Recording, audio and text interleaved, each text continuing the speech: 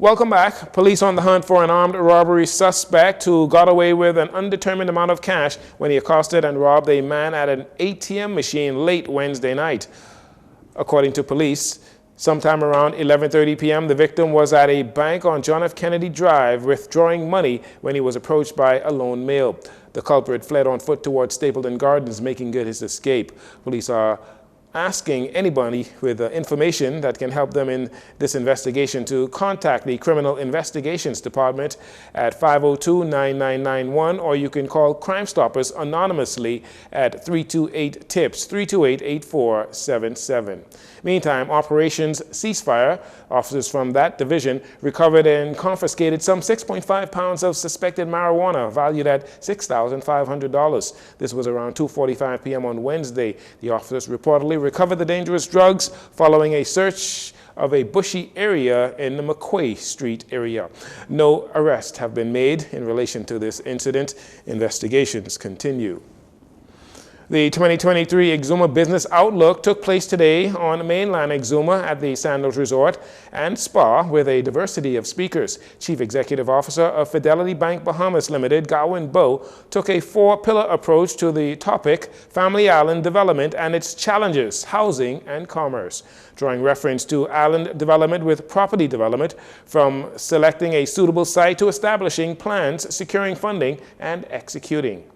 So when we think about family island development, we have to be thinking about all elements that go into how do we plan, starting from what is it that we have, what is it we would like to be, and then how do we cost it out and pay for it. How does all of this tie in to the National Development Plan? Well, in my humble view, the National Development Plan establishes the foundation for wide-scale development. It simply requires coordination. We need to have an understanding of what are the, competitive advantages of each of the islands that comprise the archipelago of the Bahamas. And we need to have a coordinated plan that says, what is the vision for the Bahamas? And how are we going to incorporate each of the competitive advantages of the various islands to have one formidable strategy and plan that we can take to the world?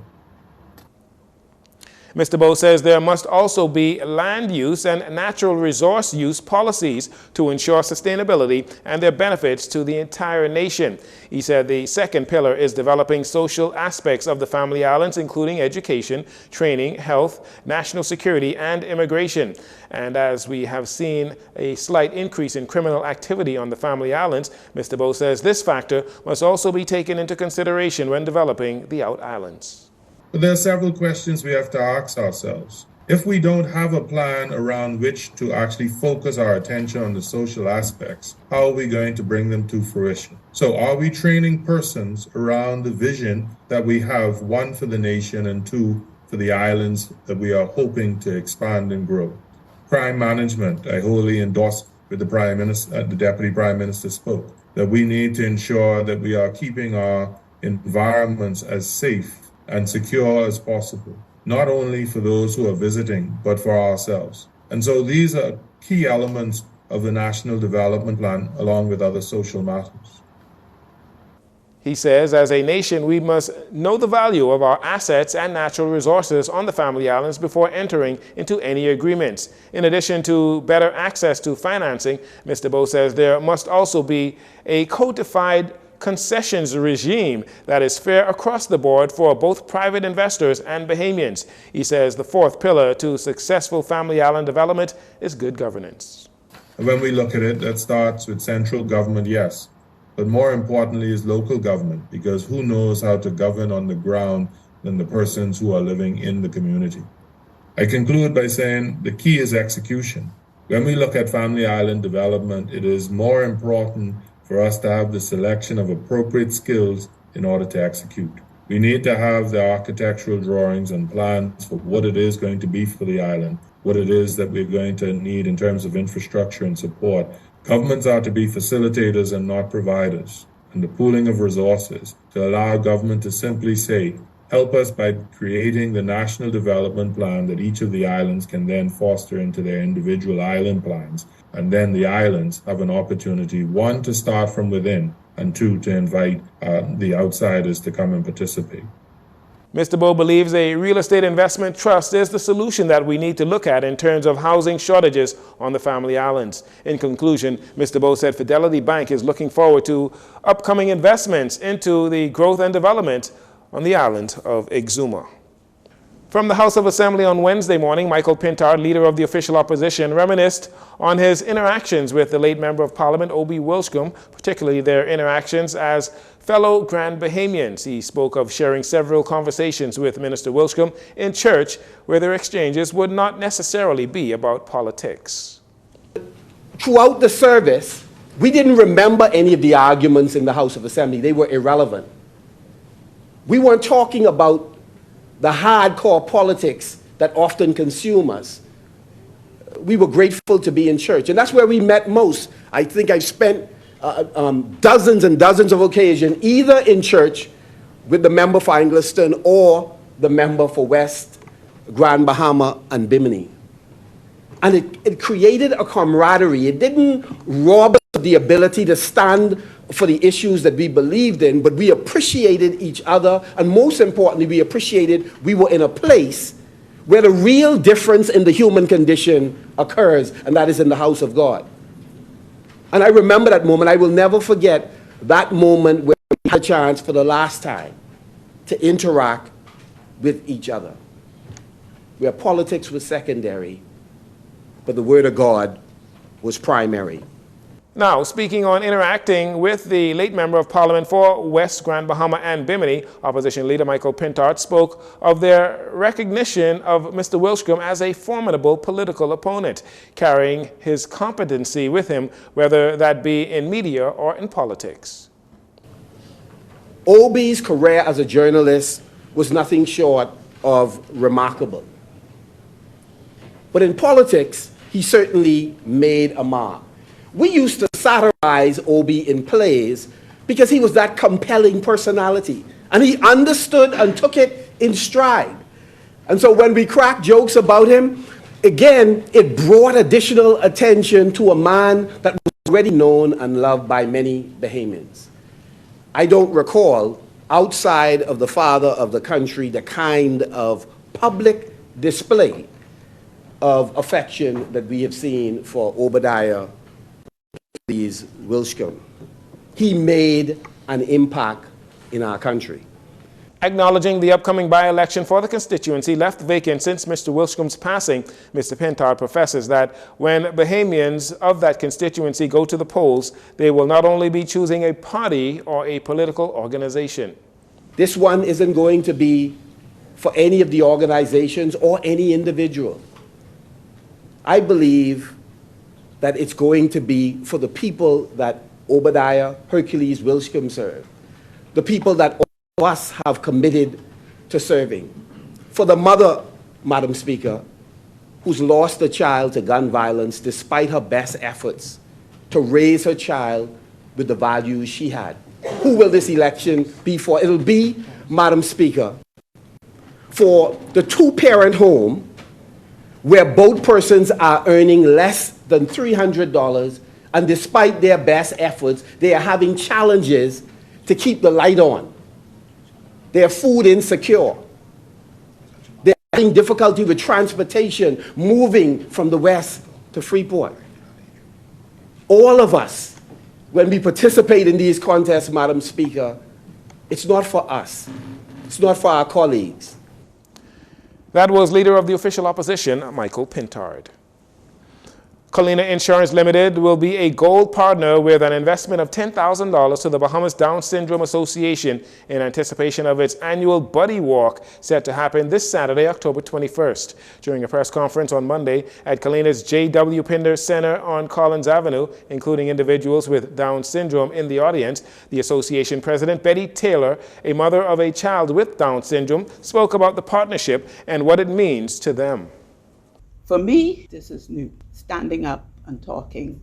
I can talk to a small group about it. My son is 30, so I've been doing it for 30 years in a small setting. But now I've decided to go out and make it a bigger setting to let people know that we need help. And the best help can come from the community, and then we want the community to be aware of them. They're just like normal people. They will shake your hand, they will talk to you if you are there long enough to listen or you have the patience, because it takes them a while to explain what they want to say, but they do it. The community, the same way Kalina is partnering with us, they give us a donation, we would accept your donation. We are having a walk on the 21st. You can sponsor us or sponsor one of the children to walk, or you can be their buddy and walk with them, hold their hand.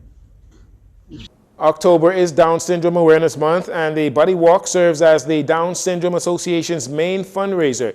It is an event that is held worldwide to promote the acceptance and inclusion of people with Down syndrome. Association member Sheena Yittil, who has a brother Daniel with Down syndrome, spoke to what the Down Syndrome Association means to the 400 Bahamians in country. We need our wider community to assist us with the awareness campaign that we are doing, because you have it where a lot of people doesn't even know about Down syndrome, and we want that support from our wider community to actually create that awareness to eliminate the stigma around Down syndrome and our Down syndrome children, mainly because we want persons to be more accepting and inclusive with our Down syndrome kids, because there's that stigma about them not being able to, to function, not being able to work, and they're not physically active and they don't learn. But no, all we need is a little bit more patient with them,